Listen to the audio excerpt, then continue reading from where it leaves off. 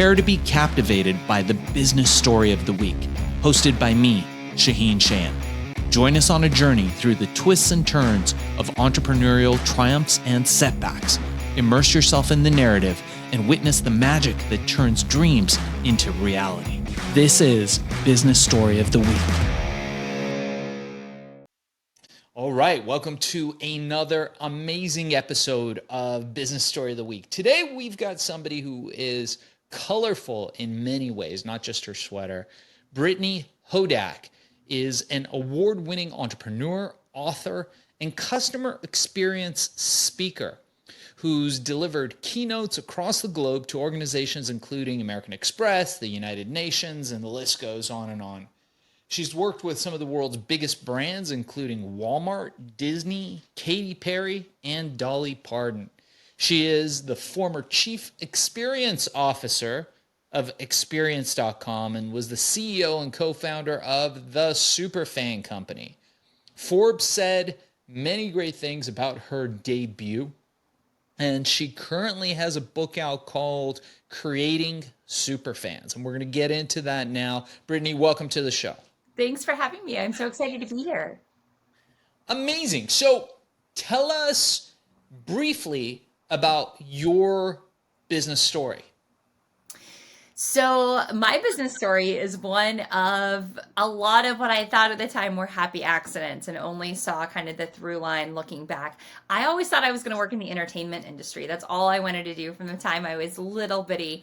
When I was 16, I got a job as a radio station mascot, which I think is like the most entry-level entertainment job you can have, but it sparked my love of the entertainment industry. I went on to work for record companies and entertainment agencies and realized that what I really wanted to do was help fans connect more with the artists that they loved. So when I was 26, I launched my first business called the Superfan Company that was about doing exactly that, better connecting fans to the artists that they loved. And I was able to collaborate with some of the biggest stars on the planet to make commemorative collectible edition versions of albums and tour merch and all kinds of fun things for literally like hundreds of artists and helped serve millions and millions of fans.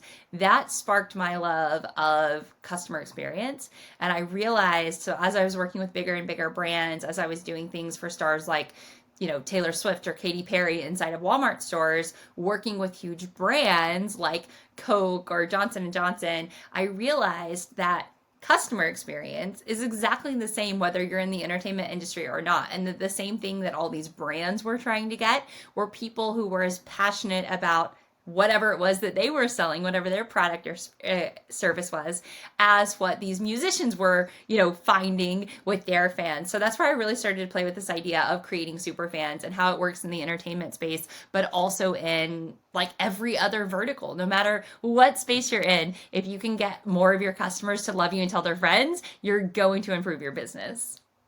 It's super interesting because I think normally, specifically when it comes to talent, they don't think of their fans as customers. But if you take that frame of things and then the experience of the show or whatever it is that they're doing becomes a customer experience, a customer quality experience, then that affects it a little bit differently, doesn't it? Oh, it changes everything. And I remember, all the years when I worked at labels, we would talk about the fact that you had the music side and you had the business side, and that's why it's called the music business, and artists had to truly understand that. And that's never been more true than with social media. I mean, every artist is a brand, but because of the proliferation of personal social networks, we're living in an era where really every person is a brand, and your personal brand is really just your reputation online and how you show up, what people think about you. So it's a really fascinating time that we're living in where this idea of identity and fandom and connection and experience are all interconnected. Wow. So is that what led you to write your latest book, Superfans? Yes. So I really wanted to distill everything that I've learned from the past 20 years of working with brands, working with artists into a formula or a framework that anyone could follow. Because I think if you ask 99 entrepreneurs, do you want super fans of your business? Like 99 of them are going to say yes, right? Everybody wants it, but how do you do it? How do you take something that feels so nebulous and systematize it? And so that's really what this book, Creating Superfans, is all about. I have a framework that is designed to help everyone put customer centricity at the heart of their business and help every person on the team understand that at any given moment, they may be called on to be the chief experience officer of the customer, and their interactions with customers are what the company is going to be judged on. That's powerful. So give us some tips. So here at Business Story of the Week, our listeners and viewers have a very wide range of products based and service based businesses that they do. And I know very specifically from several of them that the area that they need help with definitely is that customer experience, right? We've all read the book. There was a book that came out a while ago called something. It was like creating raving fans or something Raving like that. fans. Yep, Kim Blanchard's Raving book. fans. Yep.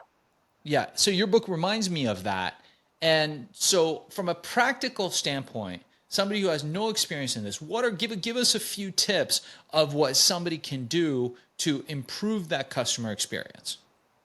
So, one of the things that I say all the time is superfans are created at the intersection of your story and every customer story, where what it is that you do, the problem that you solve, and the need that they have overlap. And the reason that that is where you create superfans is because increasingly the world is driven by commodity. It has never been faster, easier, cheaper to find another solution. So you have got to set yourself apart based on what it feels like to work with you, what the experience of working with your company is. Because when you do that, you can connect in this story element, right? Like you can make someone care about you. You overpower that apathy. So they start to look at you not just as another commodity provider, not just someone who can solve their problem if you happen to be the cheapest or the closest or the easiest, but a category of one, the only choice that they would want to make to solve whatever that particular problem is. So the first thing that I always suggest people do is ask yourself,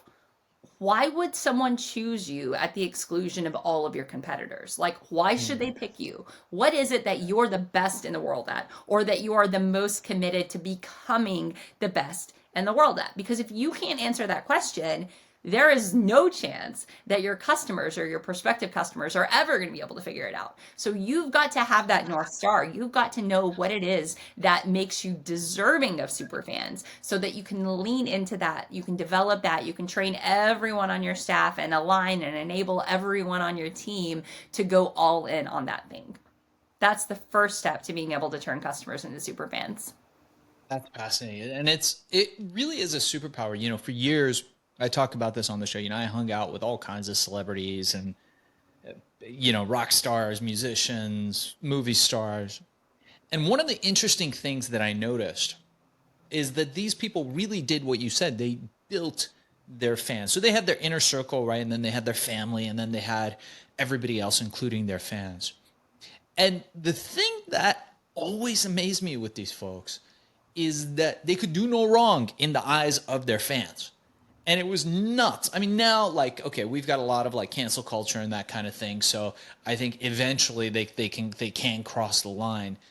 But generally speaking, outside of a few things, they can do no wrong. So you have this brand where it's like, oh, I made this mistake, but because you have these fans, they're like, oh, but it's so and so, so it's fine. Is that something that you want to build and cultivate in a business so that when things go wrong, and they always do in every business, that you have a loyal following? So is it like I'm hearing you say loyalty is key? It absolutely is. And the more goodwill that you build, the more reciprocity you build, the more you will be given the benefit of the doubt. Because what you're really doing is giving people like a more three-dimensional picture so that they've got more to judge you on than just the thing that goes wrong or just the headline that they see. And I mean, do you remember the first time you saw your teacher outside of school, like when you were, kindergarten, first grade, whatever?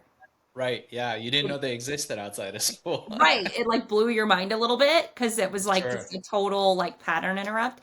So a lot of times companies make that same mistake with their customers that we all made with our teachers as kids. They think about them in this very like one-dimensional flat way, like that's my customer, it's just an email address or an order number. They don't think about the totality of like who that person is, how that product or service is showing up in their life. And because of that, the customer in turn has a very one-dimensional view of the company.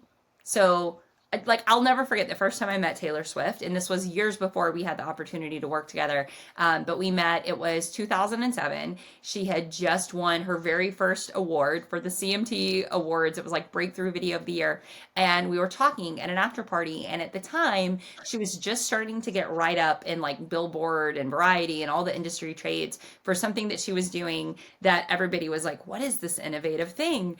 She was using MySpace to reach out to like random people who followed Rascal Flatts or, Tim McGraw, like all of these artists she was like tangentially connected to. And she was saying, hey, I'm Taylor. I think you might like this song that I wrote. And also, like, wow, I love this picture that you shared. I love this thing that you did. Like, she was interacting. And I said, was that like the label's idea? Is there some team behind this? Is just this because you're a teenager? This is like how you connect with your friends. And I will never forget what she said.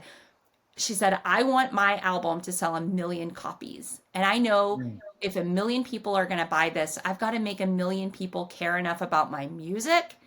Or excuse me, I've got to make 1 million people care enough about me to care about my music, because they're not going to care about my music until they care about me. So she was on a mission to make a 1 million people know that she cared about them, so that they would in turn care about her and be curious about her music. And I remember thinking in that moment, and I was like, I don't know, 22, 23, and I was like, this girl is going to be a superstar. She has it figured out, because she understood better than artists who had been in the game for decades what it took. Like that idea of I'm going to care about my potential fans so that they care about me and feel connected to my music. And like fast forward, 15, 17 years, whatever it's been. And clearly she has some of the most loyal fans on the planet because Right. she has been intentional about that relationship. And because of that, when she has had those hiccups along the way, as you mentioned, that all brands and all people do, she has remained that she's kept that base of loyal fans, because they're like, she's not just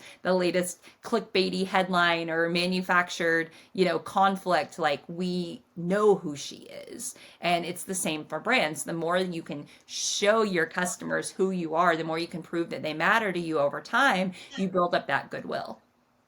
I love that. I love that. That's amazing. It's like I think the other like idea that I had from what you're teaching us is like I thought about cults, right? So like when people get involved in cults, it's like all of a sudden like they can do no wrong. So it's like how amazing would it be? And on a positive note, if you did that with your company, if you were able to build a company where you could do no wrong, and of course we're all about creating value, giving positive input out into the world and doing that. But if you could create something where you could do no wrong and create these super fans, that would be super powerful, because then you could leverage that, just like you said, like Taylor Swift did.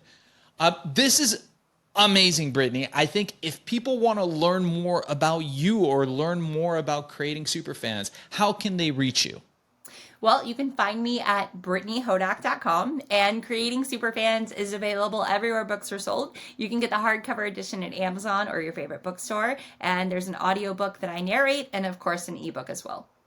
Ooh, I'm going to get the audiobook. That's amazing. That's my favorite So one. I like the audiobook. They're all we my were favorite. I shouldn't say I have a favorite.